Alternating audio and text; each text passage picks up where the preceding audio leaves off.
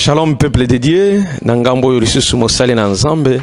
Yesu Masia salinga na yo le longolo tokutana. Poto partager ezali bonne nouvelle na canal na biso oyo ezali ya ba Kristo. Bien-aimé,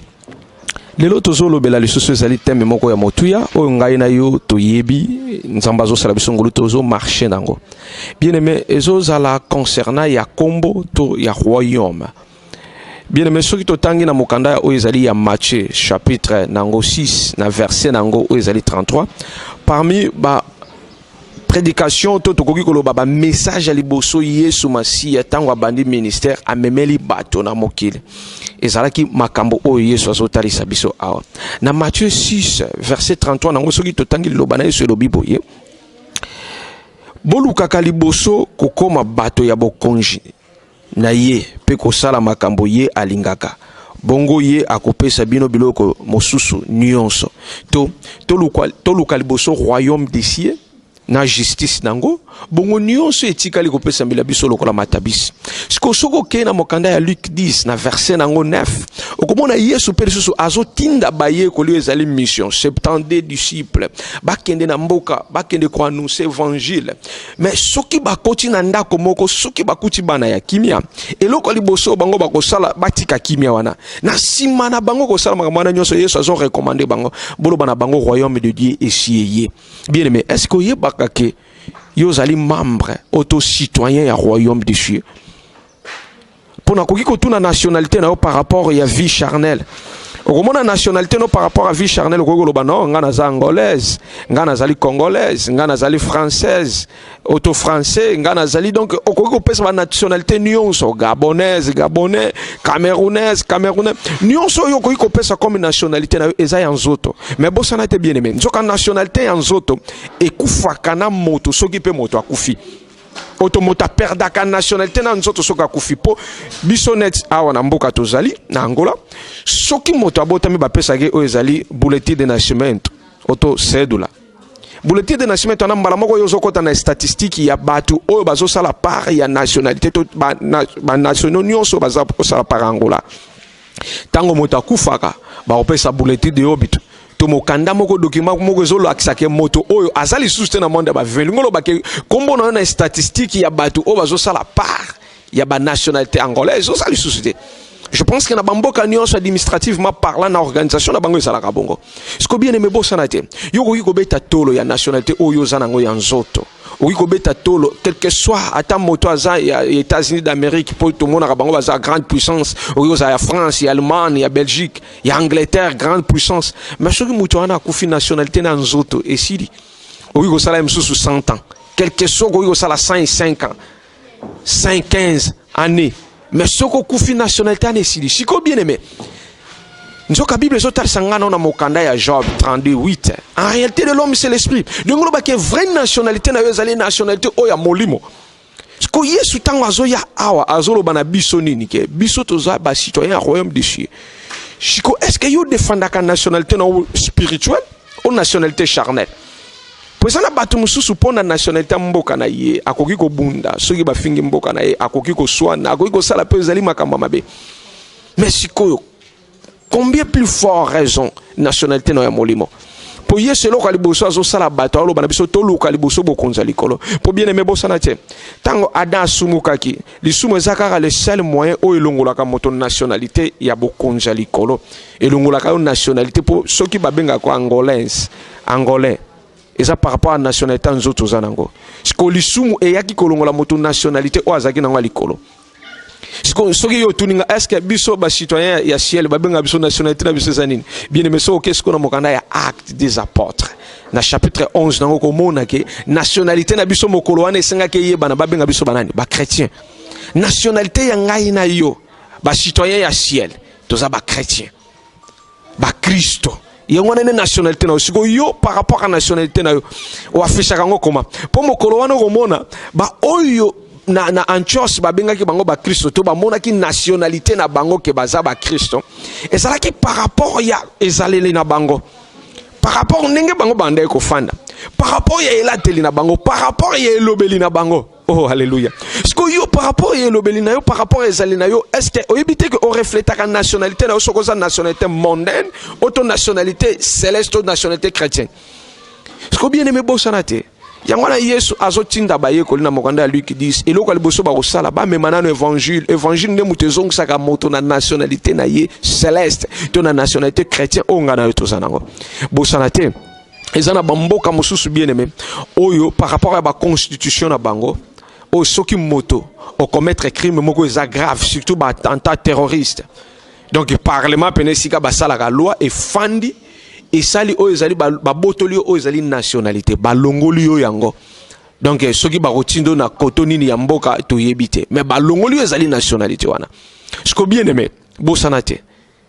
ezana le seul loi o elongola ka moto nationalité pour biso père yesu azolo bana biso nini yesu azotali sa biso nini le seul loko auto loi soki na mokili tozana loi o ezali constitution to ba droit civil loi civile pardon biso penzoka sur plan spirituel tozana nini tozali na loi o yesu apesaki na Israël akala na ancienne alliance yesu apesaki bango 10 commandements pour Bossanate nzambe na ancienne alliance aponaki libota moko oyo apesaki bango kombo na ye oto apesaki bango nationalité na ye libota ngo ebengami Israël mokolo wana tango Jacob azobunda na ange Peniel et là on est seulement Nzambe azwaki oyo ezalaki kombo na ye nationalité na ye apesi yango pa libota moko na nzoto awa le seul pays oto le seul nation oyo na bonzoto et portaki kombo ya Nzambe to nationalité ya kombo ya Nzambe ya Israël tu lelo pe tozana mboka o kombo nango Israël o babengaka bango ba israéliens oto ba israélite nationalité na bango ezalaki ya nzoto mais Bossanate bien aimé mokolo wana esengaki nini république nyonso moto nyonso a comprendre un peu constitution ayebi na ba pays surtout développé soko ke na ba Europe oto na ba Amérique na au moins na ba pays yango bazalaka na première république deuxième république mais sous bazasuki na ba cinquième république nzoka soki république moko changer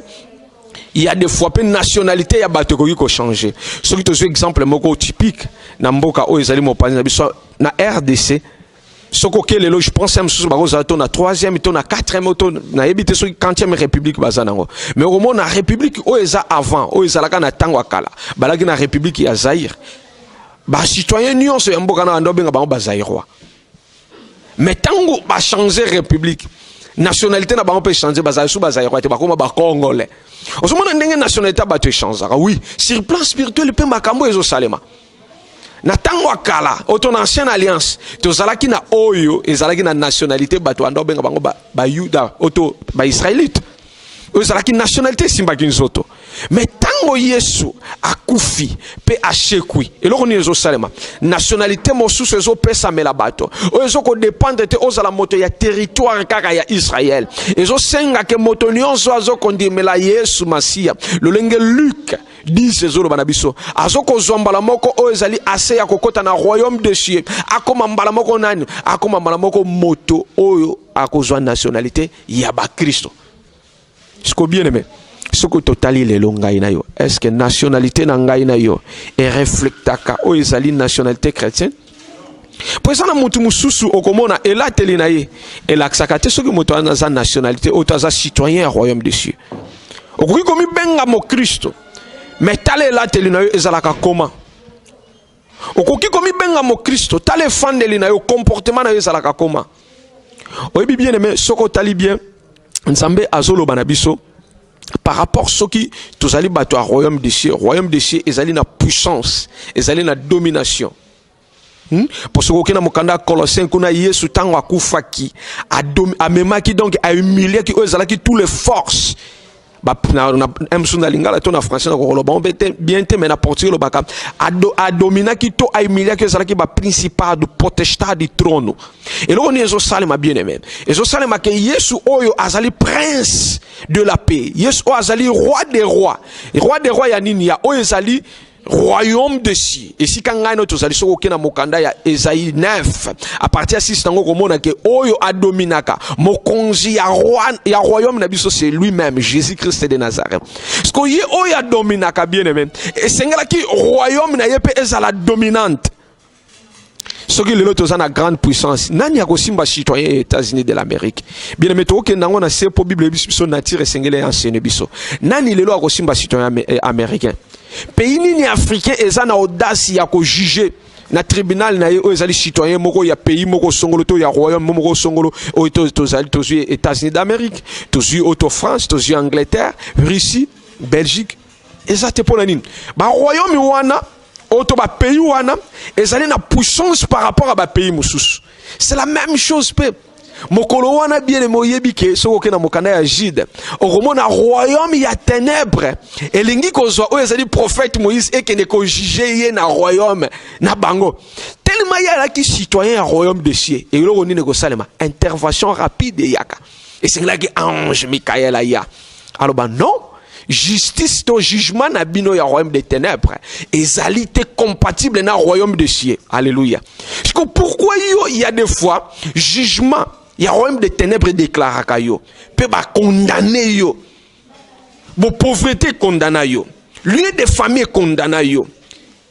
coutume condamner yo blocage freinage bo tutu et condamner yo. Pourquoi? Pour royaume des ténèbres nde muteza ezozwa o ezali bo konzi pe jugement nango ezozwa bo konzi likolo na yo. Mais soki yo zalaki citoyen ya royaume de cieux to nationalité na yo zalaki chrétien bien-aimé nzambazo pesa biso bo konzi toni ate tupa toni ate scorpion toni oka bien-aimé. Alléluia. Pour te yiso zo bana mokanda Marc 16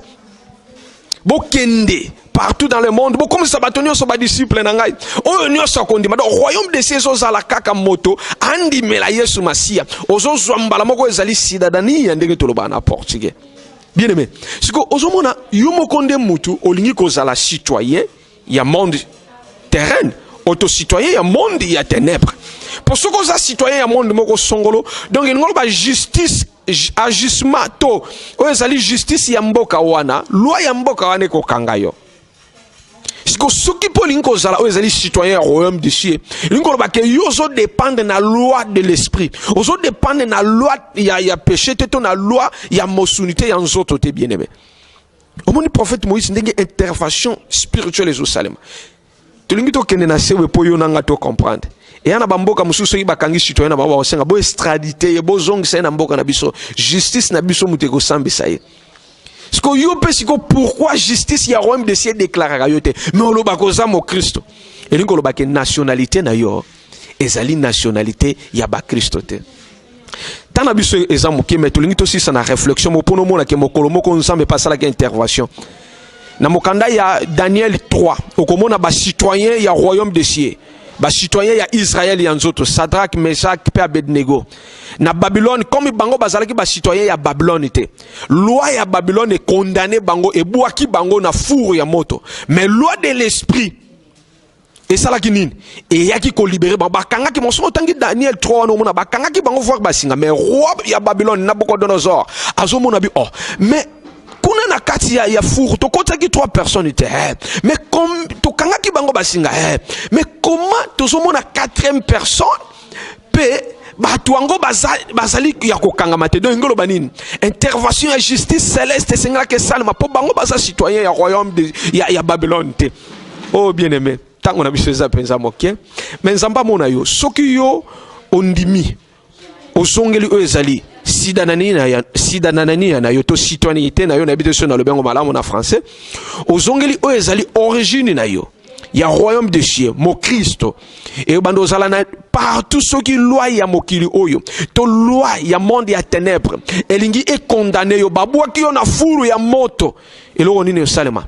donc intervention ya justice et côté le céleste pour Yesu nde mutazali le vrai juge Yesu nde mutazali mokati ya sembo yangwana yaki pa Sadrach Meshach pa Abednego akataki basinga wana Yesu Masia mona yo bolingo na yo se mona yo Nzambe a interpellé conscience na yo po ozonga na royaume du ciel pe ozwa o ezali citoyenneté na yo nde ozali mo Kristo. Alléluia.